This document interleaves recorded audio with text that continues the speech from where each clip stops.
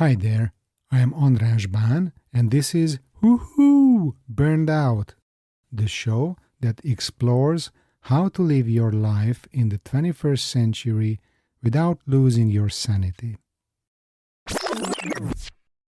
When I had my first panic attack due to burnout and I went to the therapist, I had a serious question to be answered.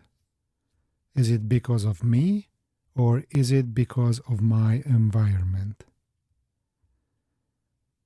After many years of work, I realized that the correct answer is both, but what are the portions?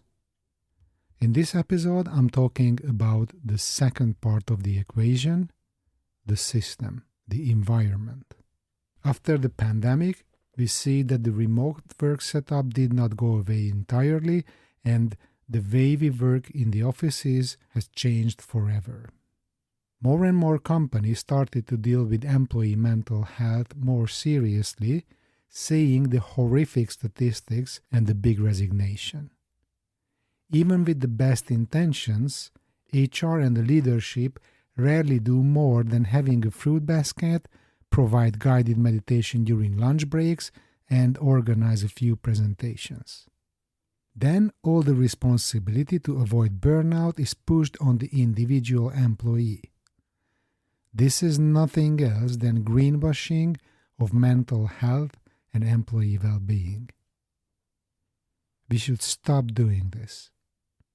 I hope I'm not a partner in crime because I do some of those workshops and talks at companies myself. I really do feel the responsibility to talk about the systemic problems we face behind this burnout epidemic. And surprise, surprise, systemic issues need to be solved at system level. More and more research confirms that the physical, emotional, and mental exhaustion, aka burnout, caused by long-term untreated workplace stress cannot be solved by any mindful life hacks. Burnout is caused by work or the workplace, so the root of the problem must be addressed by changing the world of work.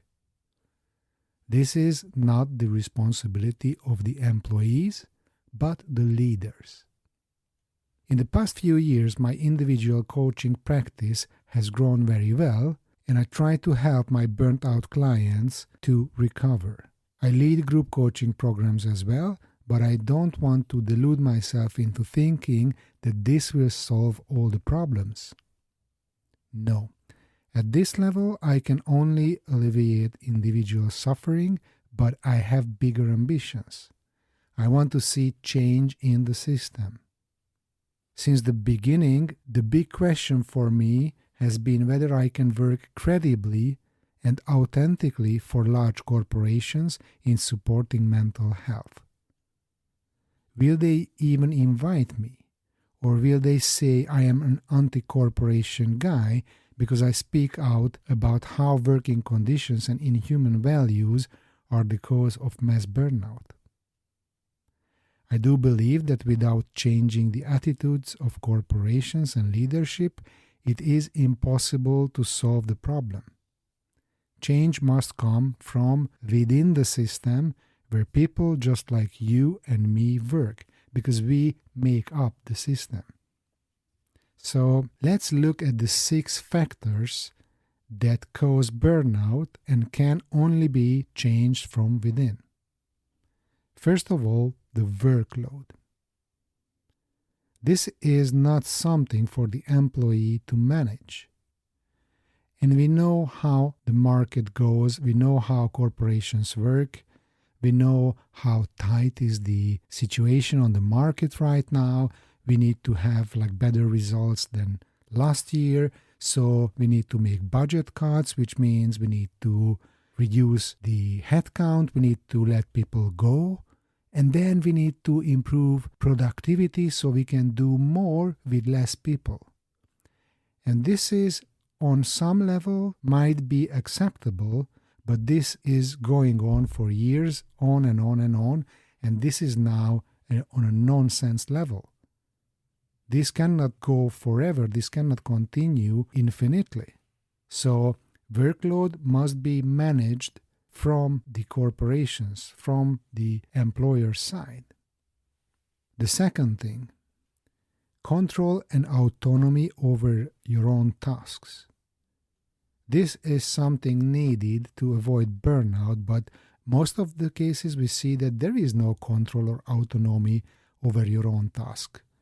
There are too large corporations, too large organizations, excessively regulated job positions, centralized decision making, process descriptions really detailing what to do step by step. Everything is standardized. Shared service centers do all the administrative work. Everyone is replaceable. That's the attitude. So employees don't understand what the result of their own actions. They don't see the big picture, and they don't have the control or the anatomy most of the cases. And this is completely demotivating. This is a daily stress, which again needs to be addressed from the employer. The third big issue is the lack of recognition and rewards. How many times you attended in a big meeting where the leadership tells you, wow, good job, but work harder next year? This is very familiar, isn't it? Fourth, is the workplace team a real community or a toxic environment? If it is a toxic environment, what can you do as an individual employee to change this?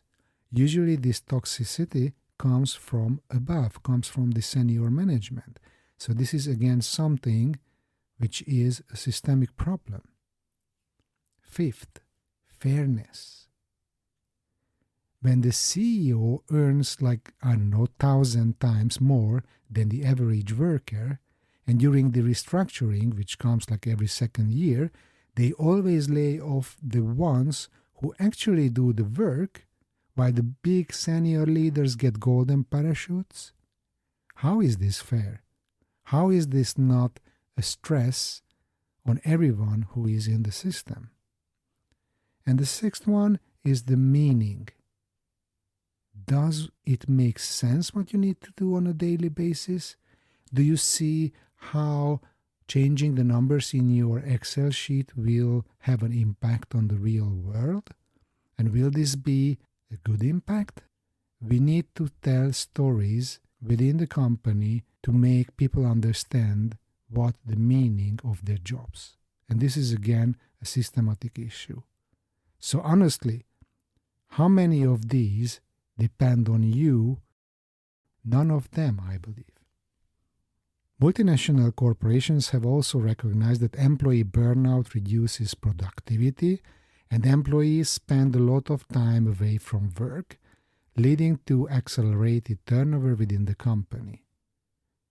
Mindfulness programs and fruit baskets have also been introduced, but as long as this is only intended to maintain high levels of productivity, then we have a big problem. Mindfulness, this employee well-being initiative, should not aim higher levels of productivity. It should be for the employees.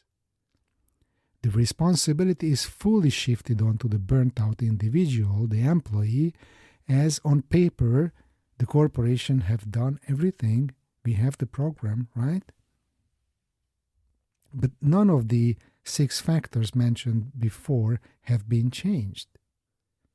And I do not want to participate in such fake employee well-being programs, not even for nice money, but I'm not anti-corporation. I'm just stating the problem and would like to start a dialogue that can lead to a solution. I want to support corporations, companies in launching real change and tackling the problems at its root. This requires the commitment of leaders to their teams. We should not only focus on shareholder value. As long as only money counts, we are unfortunately not doing well in this fight. My goal is to broaden the perspective of decision makers or future leaders so that they can create real renewal. I am really excited about working with companies, workshops, public speeches, corporate podcasts. This is my medium-term goal. But on the long term, I want to experience whether I am really idealistic and naive, or whether my intuition is right and there is a change happening. Is there a chance for a change? If you would like to invite me to your company as a consultant, a speaker, or podcaster, please contact me through my website, banandras.com, and then we will take it from there. Dear listener, thank you for still being here. I hope it was worth it.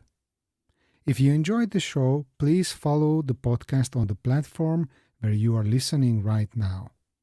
Give a 5-star rating on Spotify and Apple Podcasts, and if you are feeling extra generous, leave a review too.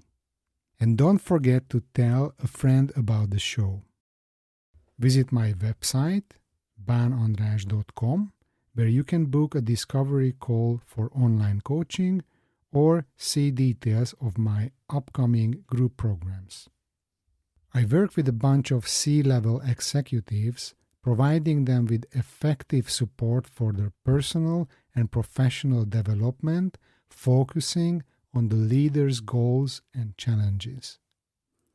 I offer awareness-raising and educational lectures on burnout prevention, the importance of mental health, diversity, and workplace culture for small and large companies. As an employee well-being expert, I organize workshops using group coaching methods to achieve positive changes in the team performance.